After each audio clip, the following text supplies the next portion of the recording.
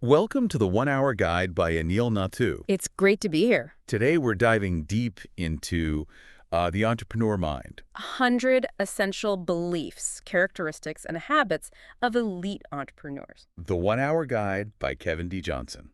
Now, this guide, think of it as like a crash course. Yeah, like a cheat sheet almost. Yeah, to the fundamental philosophies Yeah. of people who built really successful businesses. Exactly.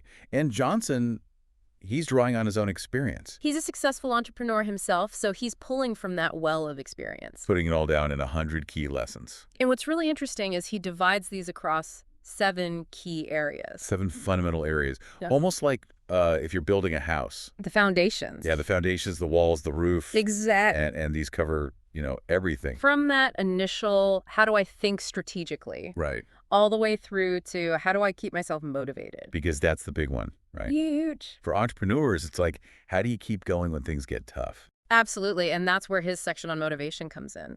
But let's give our listener a quick roadmap of those 7 areas first. Yeah, so we've got strategy, Rethinking education, the power of people, mastering finance, mastering marketing and sales. mastering leadership, Uh, and finally, mastering motivation. so today, what we're aiming to do, It's right? to extract the gold, Yeah, distill it down. the most impactful insights. The stuff that you can actually use. Absolutely. And that's what this 1 hour guide is all about. Actionable takeaways from the entrepreneur mind. So should we jump right in? Let's start with strategy. One of the most foundational principles Johnson emphasizes is that just having a great idea isn't enough. Yeah, I mean, everyone's got ideas, right? Everyone and their dog has an idea for a business. Yeah, but it's the execution. Just the strategic thinking, it's how you actually bring it to life. And actually build something sustainable. Exactly. It's about taking that initial spark and building a solid plan around it. And that's where Think Big comes in. Yeah, one of his core concepts in the strategy section. Think big. Now, what does that actually mean? Because it sounds a bit, It's not just about, dreaming of being a billionaire. Yeah. It's more about overcoming those self-imposed limitations. That we all put on ourselves. Exactly. I can only achieve this or I can only go this far. Right. It's about aiming for a larger impact. So thinking bigger than yourself almost. Exactly. Thinking, how can I impact, not just my local community, but maybe a national or even a global scale? Okay.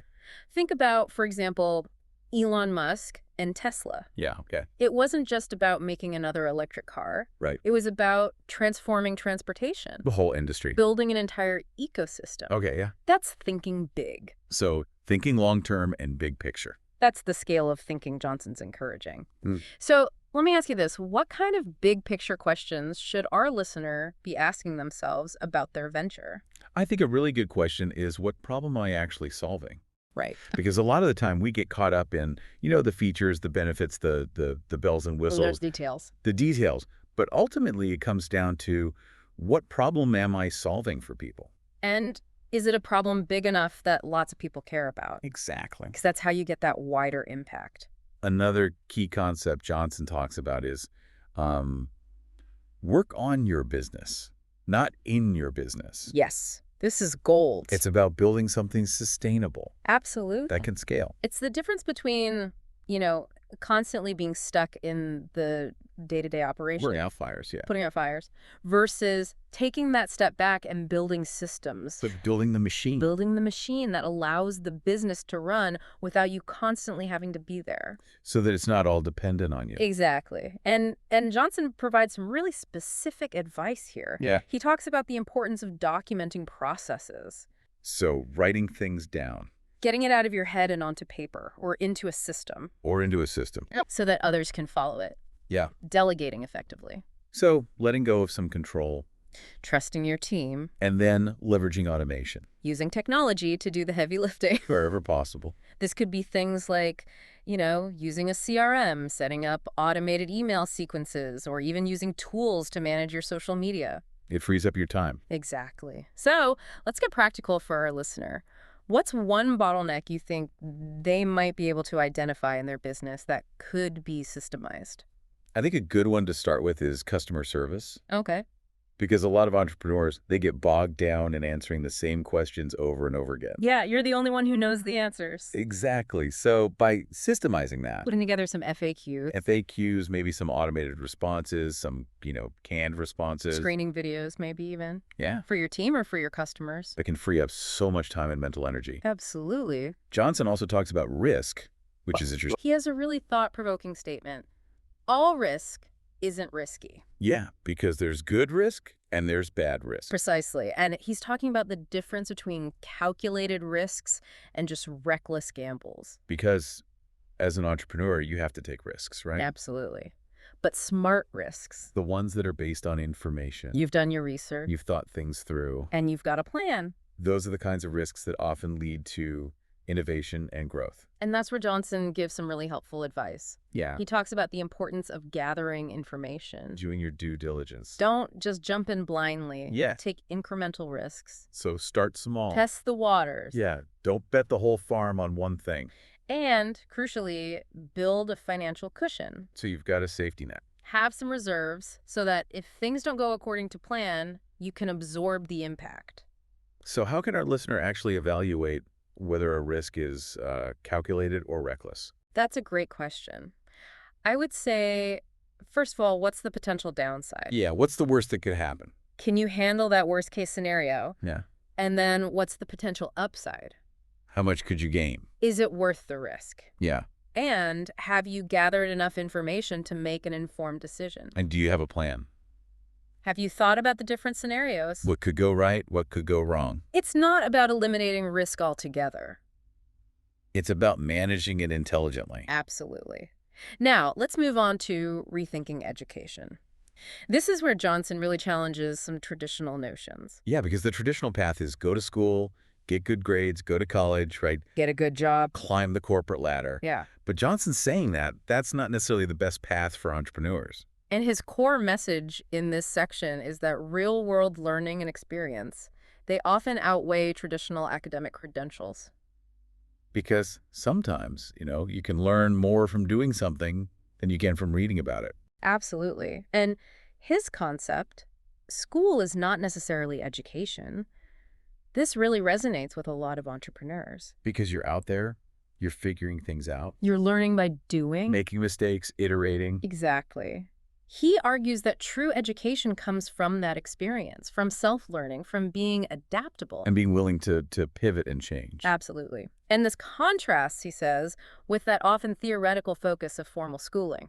Yeah, which can be valuable. Absolutely. But it's not the only path. Exactly. So he encourages things like learning by doing. Yeah. Seeking out mentorship. Finding people who've done what you want to do. And engaging in continuous self-education. Like reading books. Reading books, attending events, online courses. There's so much information available now. And he highlights some examples, the Bill Gates, the Elon Musks, the Richard Bransons of the world. Yeah. These are people who are lifelong learners. They never stop learning. So let's challenge our listener a bit.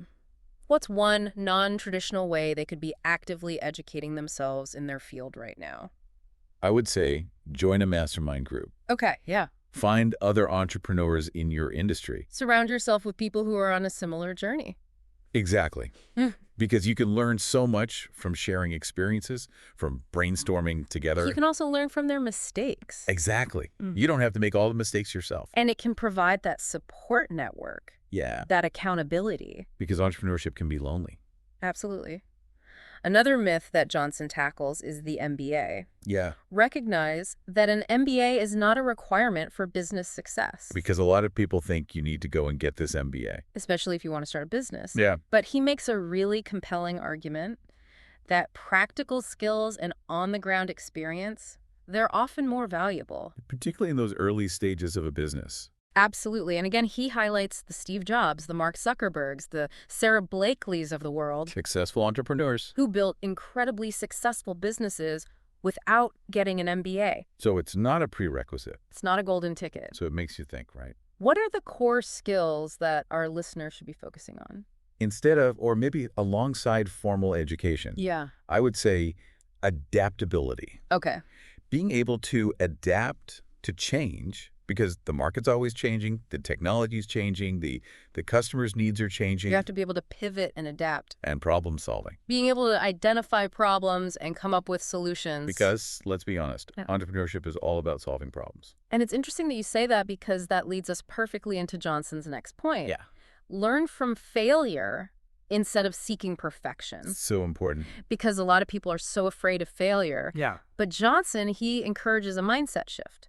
He says failure isn't the opposite of success. It's often a stepping stone. Part of the process. Embrace the mistakes. Yeah. Because you learn so much more from your failures than you do from your successes. So how can our listener actually reframe a recent setback? A recent failure? Yeah. I would say, first of all, acknowledge it. Don't try to sweep it under the rug. Don't pretend it didn't happen. Yeah. Own it. Analyze it. What went wrong? What could I have done differently? Yeah. What did I learn from this? And then how can I apply that learning to the future? Exactly. And then the most important step is to pivot Make the necessary adjustments. and move forward. So it's about progress, not perfection. Absolutely. All right, let's move on to the power of people. This is a big one. Johnson's very clear about this. Yeah. Surrounding yourself with the right people. It's critical. It's not about going it alone. Yeah. It's about building a strong team. And his first point is really direct, Surround yourself with people smarter than you. which can be a hard pill to swallow for some people. It's about recognizing your own limitations. Humility. Being humble and saying, you know what, I don't know everything. I need help. And bringing in expertise where you need it. So how can our listener actually identify those areas where their team could be stronger? It starts with being brutally honest with yourself. A self-assessment. What are my strengths? Yeah. What are my weaknesses? What am I good at? Where do I need help? Yeah. And then being willing to hire individuals who complement your skill set. Who fill those gaps. Exactly. Another great point that Johnson makes is the right team over fancy office space. This is so important, especially in today's world. The remote work is so prevalent. Absolutely. You don't need that fancy office. The ping pong table, the beer on tap. You need a talented and cohesive team People who are passionate about what you're doing, who believe in the vision. who are willing to work hard. So let's talk about team building. What are some key qualities our listeners should be looking for when they're assembling their team? Okay, so first and foremost, competence. Okay. They need to be good at what they do. They have the skills They have the experience, to get the job done. strong work ethic, They're reliable. they're committed, They go the extra mile. and shared vision. They understand where you're going, They're aligned with your mission. and they're excited to be a part of it. Let's dive into mastering finance. This is where Johnson provides some really practical financial wisdom. This is crucial for any business, right? Absolutely. You can have the best idea in the world, but if you can't manage your finances, you're not going to succeed. It's the lifeblood. And one of the points he makes early on that I find really empowering is you don't need money to make money. Yeah, because a lot of people think, oh, I need a lot of capital to start a business. Yeah, but he's talking about resourcefulness, Bootstrapping. finding creative ways to get your business off the ground without breaking the bank. And he actually cites some major companies Like Apple, Dell, Airbnb. that started with very little capital. They were scrappy, Yeah, they hustled, they figured it out. and they built incredibly successful businesses. So let's brainstorm. What are some... Avoid negative cash flow at all cost. This is crucial. This is the lifeblood of your business. And he talks about meticulous tracking. Know where your money's going. Know what's coming in, what's going out, Yeah. negotiating favorable payment terms, So, getting paid upfront if you can, and cutting unnecessary expenses. being ruthless with your spending. So, how can our listener actually be proactive about this? About ensuring that healthy cash flow. Yeah. I would say, first of all, review your payment terms. Yeah. When are you getting paid? Are you giving customers too much leeway? Yeah. Can you tighten that up? Can you get paid faster? Second, manage your inventory effectively. Don't have too much stock sitting around. Sign up your cash. Yeah. And third, keep a close eye on your expenditures. Those recurring subscriptions. Those little expenses that can add up over time. Yeah. Death by 1,000 cuts. Absolutely. All right, now let's talk about mastering marketing and sales. This is where Johnson makes it clear. Every entrepreneur is in sales. Whether you like it or not. He says, realize that you're in sales, whether you like it or not. You are selling. It's not just a department. Yep. It's not just a role. It's a fundamental aspect of being an entrepreneur. You're constantly selling. Your vision, your product, your service. Yourself. Yourself. Yeah. So for our listener who may not be a natural salesperson, how can they embrace this? I would say, first of all, reframe it. Okay. It's not about being pushy or manipulative. Yeah, it's not about slick sales tactics. It's about communication. Yeah. It's about building relationships. It's about helping people understanding their needs. and providing solutions. And one really effective way to do this is through storytelling. Yeah. Tell your story. Tell your why. Connect with people on an emotional level. Because people buy from people they like and trust. Absolutely. Another important point Johnson makes is this. Treat your customers like your boss. Because in a way, they are your boss. Yeah, they're the ones paying the bills. And he stresses the importance of listening to feedback. Taking it on board. And providing exceptional customer service. Going above and beyond. Because that's how you build loyalty. So how can our listener actually go above and beyond for their customers? I would say proactive communication. Okay, so keep them in the loop. Anticipate their needs. Yeah. Personalized service. Make them feel valued. Make them feel like they're your only customer. Yeah. And a genuine commitment to their success. Go the extra mile. Help them achieve their goals. Now let's move on to mastering leadership. This is where Johnson talks about the resilience. Yeah. The grit. The mental toughness. That it takes to be a successful leader. Because you're going to face challenges. Absolutely. You're going to face setbacks. You're going to want to quit. But you have to keep going. And his concept, act in spite of how you feel, is so powerful. Because there are going to be days when you don't feel motivated. You don't feel like doing it. But you have to push through. So how can our listener actually cultivate this inner drive? I would say focus on your long-term goals. Your why. Why are you doing this? Yeah. What's the bigger picture? What are you working towards? Keep that front of mind. And develop discipline. Train yourself to take action even when you don't feel like it. Because motivation is fleeting. Discipline is what gets you through. Johnson also talks about fear. Push beyond fear. Because fear is a natural part of the entrepreneurial journey. It's normal to be afraid.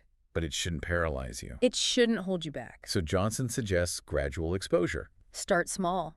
Take baby steps. Face your feels, little by little. And reframe failure. See it as an opportunity to learn and grow. What's one small step our listener can take today to confront a business fear they might have?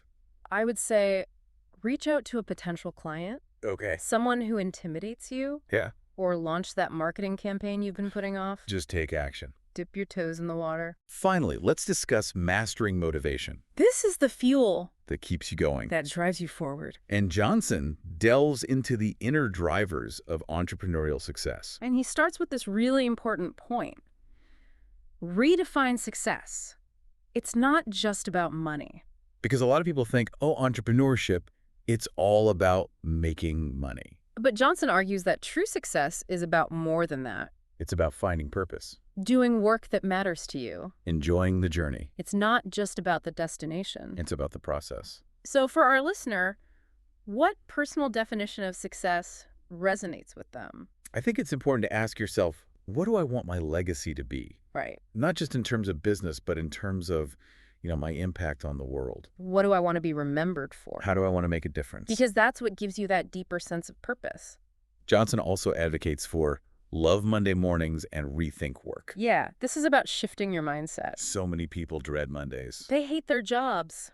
They're counting down the hours until the weekend. But Johnson's saying, you don't have to live that way. Choose work you're passionate about. Create an environment that energizes you. So how can our listener actually infuse more passion into their daily work? I would say start by identifying the tasks you genuinely enjoy. The things that light you up. And focus on those. Yeah. Delegate or automate the tasks you don't enjoy. And then connect your daily tasks to your larger vision. Remind yourself how what you're doing today is contributing to your long-term goals. Because it's easy to get lost in the weeds. And lose sight of the bigger picture. So this deep dive into Kevin D. Johnson's The Entrepreneur Mind. It's been a great conversation. It really underscores that, building a successful business. It's not a one-size-fits-all approach. It's a multifaceted journey. Absolutely. It requires strategic thinking, continuous learning, building a great team. Managing your finances, marketing and sales, leadership, motivation. And that's what this 1-hour guide does so well, It brings all these crucial insights together. in a really concise and actionable format. It's a great starting point for any entrepreneur. The 1-hour guide by Elon Musk. So, as our listener considers their own journey, Think about which of these principles resonate most with you right now. and how can you start implementing them? Start taking action. Because entrepreneurship is a marathon, not a sprint. It's a challenging but rewarding journey. And it requires constant learning and adaptation. The 1-hour guide by Anil Nathu website has even more resources for you. So be sure to check that out. Thank you for joining us today. It's been a pleasure. Buy the book at the 1-hour guide website for more business insights. You won't regret it.